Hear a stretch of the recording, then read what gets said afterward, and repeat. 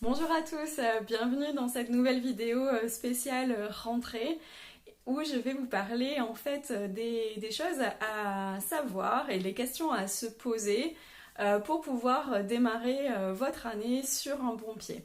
Donc c'est une vidéo qui va vous être particulièrement utile si c'est votre première rentrée à l'université, mais je pense que même si vous êtes un étudiant aguerri, vous y trouverez peut-être des conseils et des choses auxquelles vous n'aviez jamais pensé. Alors, on va quand même commencer par la base. La première question à se poser, c'est d'abord d'avoir une vue d'ensemble sur ce qui vous attend au cours de cette année.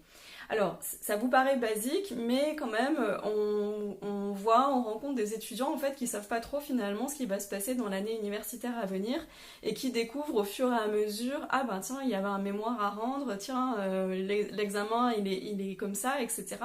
Donc vous avez absolument pas envie d'être à leur place parce qu'en fait c'est pas bon signe pour bien réussir votre année.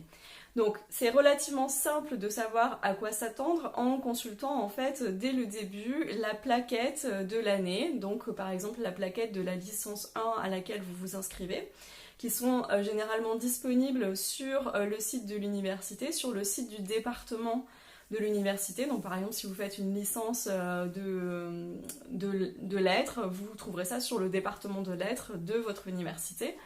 Vous pouvez télécharger donc la liste des UE. Donc déjà vous avez un panorama d'ensemble. La première chose que vous allez regarder peut-être ce sont les coefficients des UE. Alors je sais c'est un peu scolaire mais c'est important quand même de savoir s'il y a des UE qui comptent beaucoup plus que d'autres. Peut-être que vous ne travaillerez pas exactement de la même manière.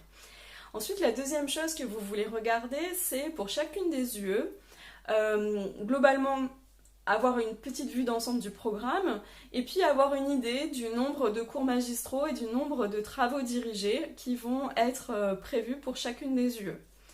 Aussi, vous avez envie de noter quelque part, ou en tout cas de savoir où retrouver cette information, savoir qui est le responsable de l'UE, qui est l'enseignant, à qui vous allez pouvoir poser des questions si vous rencontrez des difficultés dans le cadre de cette unité d'enseignement.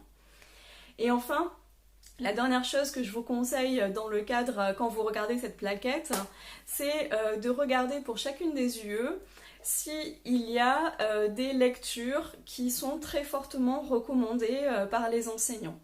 Donc c'est-à-dire pour vous y préparer en amont, vous pouvez peut-être commencer à faire ces lectures-là si vous avez envie de particulièrement bien vous impliquer dans cette UE parce que par exemple c'est votre UE de spécialité, etc. où elle vous intéresse très particulièrement. Alors toutefois, je mettrai quand même un bémol, dans le sens où généralement les bibliographies qui sont fournies par les enseignants pour chacune des UE sont toujours très fournies, enfin sont souvent très fournies, et parfois il n'y a pas de hiérarchie entre la lecture vraiment indispensable et puis les lectures conseillées. Donc ne vous noyez pas non plus dans cette liste de lectures, notamment si vous avez déjà un peu du mal à bien gérer la source de travail, on va dire, de base. C'est pas la peine d'aller lire des choses en plus. Hein. Mais si vous en avez envie, essayez de savoir parmi tous ces livres lequel il faut que vous lisiez.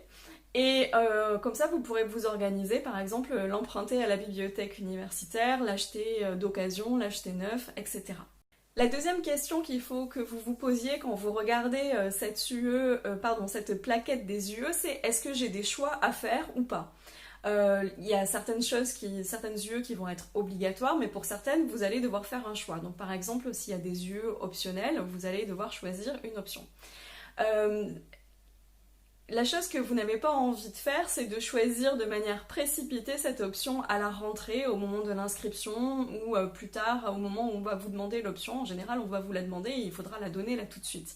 Donc si vous ne vous êtes pas préparé en amont, vous ne pourrez pas faire un choix très éclairé. Donc regardez bien s'il y a des options à choisir et allez consulter la liste des UE optionnelles, allez regarder les programmes de ces UE dans les plaquettes des autres formations. Ça, c'est vraiment très important.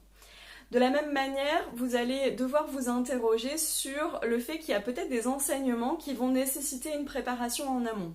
Par exemple, est-ce que vous avez un stage à faire? Et dans ce cas-là, quand débute le stage?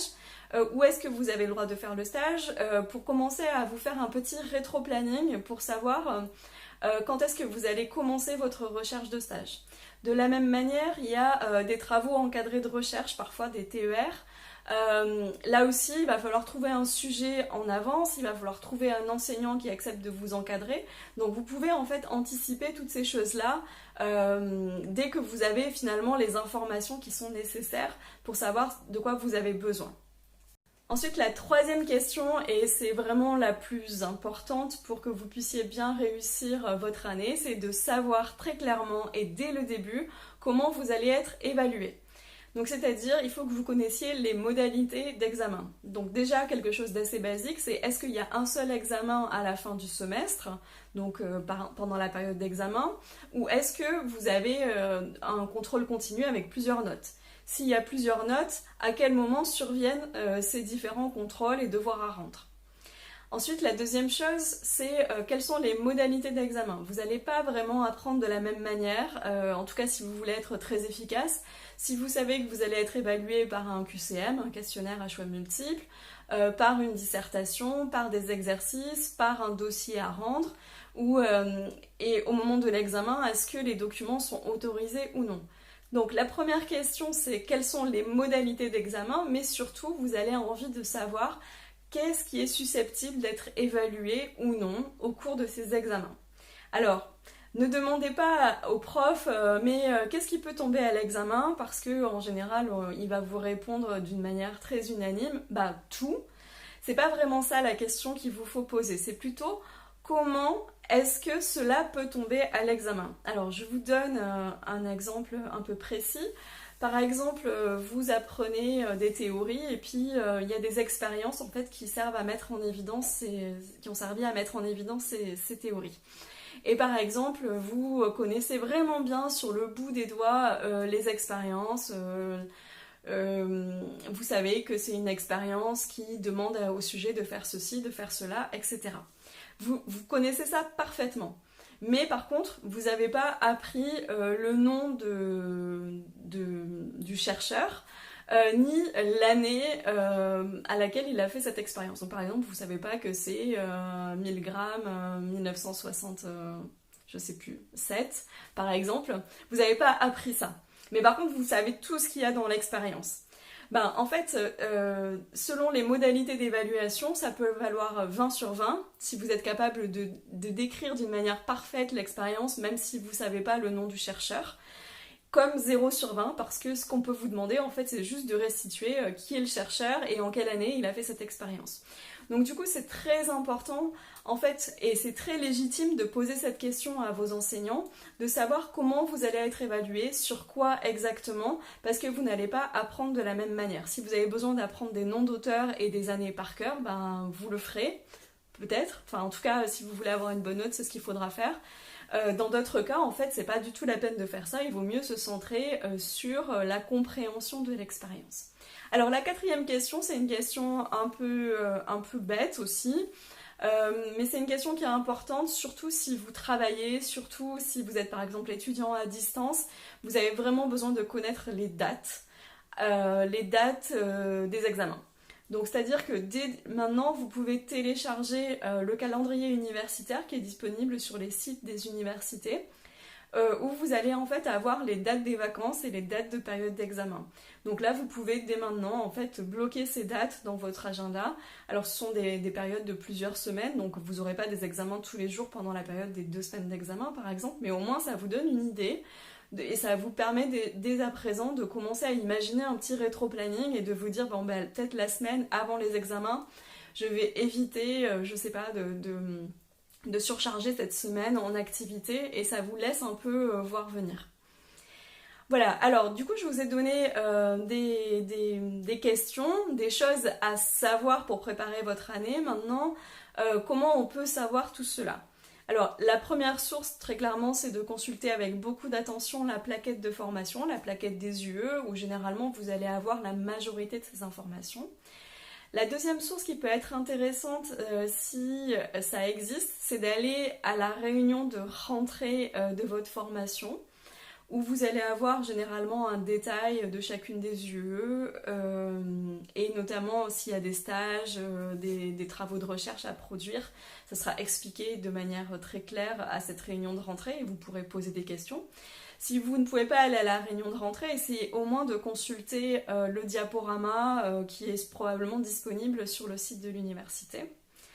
La troisième source qui est, je pense, trop insuffisamment utilisée par les étudiants, c'est directement d'interroger les enseignants. N'hésitez pas à leur poser des questions, ne les harcelez pas non plus, mais n'hésitez pas à poser des questions, en particulier si vous posez des questions sur quoi lire en termes de livres indispensables, c'est vraiment une très bonne question à poser à un enseignant. Il sera très content de vous répondre, ça montre votre intérêt et il prendra, je pense, plaisir à vous proposer des pistes de lecture. La quatrième source qui peut être utile, c'est d'interroger les anciens étudiants. Donc soit vous en connaissez directement auprès de vous, soit sinon vraiment quelque chose de super, ce sont les groupes Facebook où vous allez avoir des gens qui vont vous aider, qui vont répondre à vos questions de manière assez rapide. Et puis les forums aussi de l'université, donc les forums des étudiants. Vous pouvez poser vos questions et vous aurez des réponses soit d'autres étudiants, soit parfois des enseignants aussi. Et enfin, la cinquième source qu'il ne faut pas négliger, ce sont bien sûr les annales. Avoir accès au sujet d'examen des années précédentes, ça devrait vous permettre aussi de répondre déjà à un certain nombre de questions que vous vous posez. Voilà, donc abonnez-vous si ce n'est pas déjà fait pour ne pas manquer les prochaines publications. Dans la prochaine vidéo, la semaine prochaine, je vous parlerai des cours en amphithéâtre, donc les fameux cours magistraux, comment ça se passe. Si c'est votre première rentrée, ça peut être un peu impressionnant et comment y survivre.